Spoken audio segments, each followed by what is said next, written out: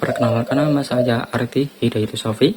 Di sini saya akan membacakan sebuah artikel yang berjudul Analisis Pengaruh Perdagangan Internasional dan Variabel Makroekonomi terhadap Pertumbuhan Ekonomi Indonesia, yang ditulis oleh Mikra Renaldi, Abid Jamal, dan Jani Seftarita tahun 2017 pada Jurnal Ekonomi dan Kebijakan Publik Indonesia yang terakreditasi pada Sinta 4. Penelitian ini bertujuan untuk menganalisis pengaruh perdagangan internasional dan makroekonomi terhadap pertumbuhan ekonomi Indonesia, di mana perdagangan internasional terdiri dari transaksi berjalan dan nilai tukar. Sedangkan variabel makroekonomi terdiri dari investasi dan penyerapan tenaga kerja. Pertumbuhan ekonomi adalah proses perubahan kondisi perekonomian suatu negara secara berkesinambungan menuju keadaan yang lebih baik selama periode tertentu. Pertumbuhan ekonomi dapat diartikan juga sebagai proses kenaikan kapasitas produksi suatu perekonomian yang diwujudkan dalam bentuk kenaikan pendapatan nasional.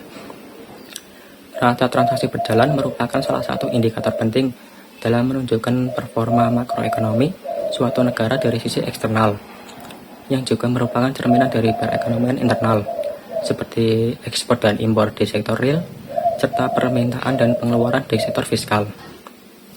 Nilai tukar rupiah atau disebut juga kurs rupiah adalah perbandingan nilai atau harga mata uang rupiah dengan mata uang lain.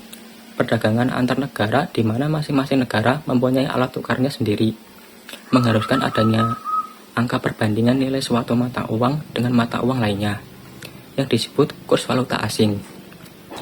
Investasi meliputi pengeluaran uang yang menyebabkan terjadinya perubahan persediaan plus barang-barang kapital. Investasi dilakukan di sektor bisnis didasarkan oleh motif untuk memperoleh keuntungan. Dua faktor penting yang menentukan dilakukannya investasi adalah tingkat keuntungan bersih yang diharapkan oleh pengusaha dan dari pengeluaran investasi dan faktor suku bunga. Tenaga kerja adalah penduduk dalam usia kerja berusia 15-64 tahun atau jumlah seluruh penduduk dalam suatu negara yang dapat memproduksi barang atau jasa jika ada permintaan terhadap mereka dan jika mereka mau berpartisipasi dalam aktivitas. Model penelitian ini adalah Ordinary Least Square atau OLS dengan menggunakan software EViews 7. Hasil pada penelitian ini menunjukkan bahwa tenaga kerja berpengaruh positif dan signifikan terhadap pertumbuhan ekonomi Indonesia.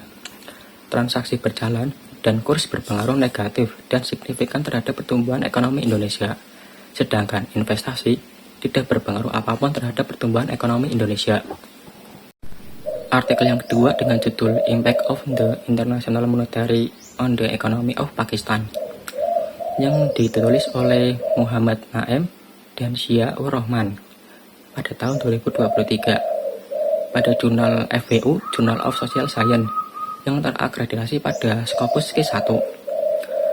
Penelitian ini menjawab apa dampak dari Dana Moneter Internasional atau IMF pada perekonomian Pakistan. Penelitian ini menggunakan pendekatan kualitatif. Data dikumpulkan dari makalah penelitian, buku, laporan, IMF dan negara, situs web Bank of Pakistan, surat kabar, survei ekonomi Pakistan, dan pemerintah Pakistan kertas putih yang diterbitkan dari waktu ke waktu tentang perekonomian Pakistan. Masalah ini adalah apakah program IMF mempunyai dampak positif secara keseluruhan terhadap perekonomian Pakistan atau baru saja meningkatkan beban hutang. Dampak positifnya antara lain penyelesaian neraca pembayaran, stabilisasi penampung devisa, membawa peningkatan ekspor, dan menyediakan uang untuk impor. Sedangkan dampak negatifnya antara lain devaluasi mata uang Pakistan, peningkatan beban utang luar negeri, peningkatan biaya cukai, menghambat investasi, dan mendikte Pakistan dalam mengendalikan bursa saham.